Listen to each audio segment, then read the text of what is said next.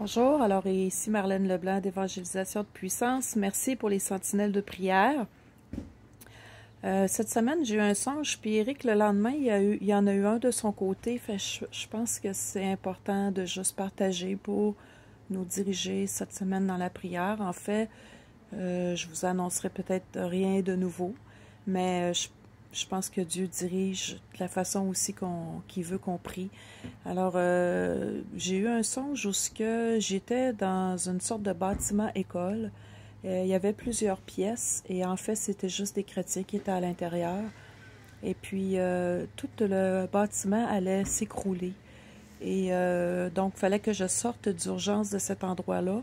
Et puis, et au moment où je sortais dehors, je me souviens d'avoir empoigné quelqu'un par la main pour sauver cette personne-là. Fait que souvent, je fais des songes quand il y a une sorte de danger.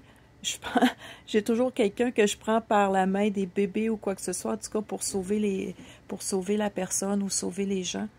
Et je me souviens que j'ai voulu rentrer à nouveau à l'intérieur par la suite pour aller chercher Éric puis l'aviser du danger que tout ça, ces fondements-là vont s'écrouler, un peu comme Samson, la fin de sa vie, où ce qu'il y a fait écrouler le bâtiment des Philistins.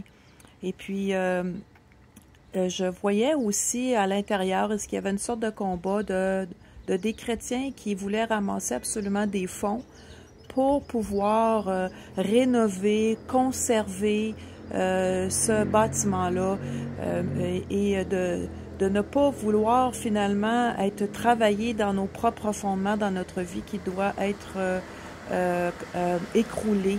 Fait que moi, c'est ce que j'en conclus. Peut-être que vous, ça va vous parler autrement. Mais je me souviens que l'année passée aussi, le Seigneur m'avait donné un songe où vraiment les édifices prenaient en feu puis allaient s'écrouler. C'était pas d'une façon apocalyptique, mais c'était vraiment une façon que Dieu venait écrouler les faux fondements dans notre vie pour que vraiment seul le Saint-Esprit puisse faire le travail et nous remplir. Donc, il y a des choses en nous qui doivent être vidées. Il y a des choses dans l'Église qui doivent être vidées en eux pour que vraiment le Saint-Esprit prenne toute la place. Et bon, nous savons que ce n'est vraiment pas le bâtiment qui est important, mais les personnes, hein, comme dans le dernier livre des Actes, où ce qu'on voit que le bateau, la cargaison est jetée, mais les gens, personne n'allait mourir quand que le bateau allait être brisé de la coque et tout. Éric aussi, le lendemain, il y a eu un songe où ce que le gouvernement voulait éliminer les chrétiens, qui restait environ peut-être de la ville de Québec juste 125 chrétiens, qui est sûrement symbolique. Alors, c'est pas pour dire qu'il va rester juste 125 chrétiens au Québec, là, non, loin de là, mais c'est peut-être juste pour dire qu'il voulait éliminer un grand nombre. Ça me fait penser un peu les Actes des Apôtres, hein, quand il y a eu l'effusion du Saint-Esprit, ça dit qu'il était 120 dans la chambre haute. Donc, il voulait éliminer les chrétiens, mais au moment où il voulait éliminer les chrétiens, il y avait vraiment une multiplication encore plus grande et des chrétiens encore plus grands qui évangélisaient dans les rues.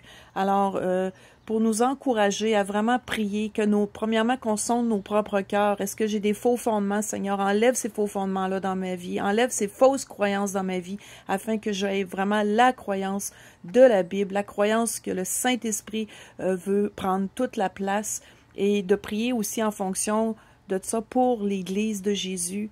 Parce que nous, on parle à vraiment plusieurs chrétiens, puis des fois, c'est spécial à quel point il y a des chrétiens qui ne savent même pas encore qu'ils peuvent prier pour la guérison. Il y a quelqu'un qui a dit ça à Éric cette semaine. Je n'étais pas au courant que je pouvais prier pour que quelqu'un soit guéri. Alors, des fois, nous, quand on est là-dedans, tu sais, on n'a pas conscience de l'ignorance des frères et des sœurs, mais prions vraiment pour que la connaissance augmente. Prions pour que ce soit des bons fondements, parce que ça dit que quand les fondements s'écroulent, que fera le juste? Et prions aussi pour que les nations, à travers les fondements qui vont être écroulés, qu'ils puissent se tourner vraiment vers Christ. Alors, j'espère que ça vous a béni et merci encore une fois pour vos prières. N'hésitez pas à partager si vous croyez que ça peut être important pour les autres, mais je suis convaincue que vous-même, de votre côté, vous avez eu des rêves, des visions, des choses que Dieu vous a parlé. C'est la beauté de l'Église. Le Dieu parle à son Église de façon générale. Alors, soyez bénis, on vous aime.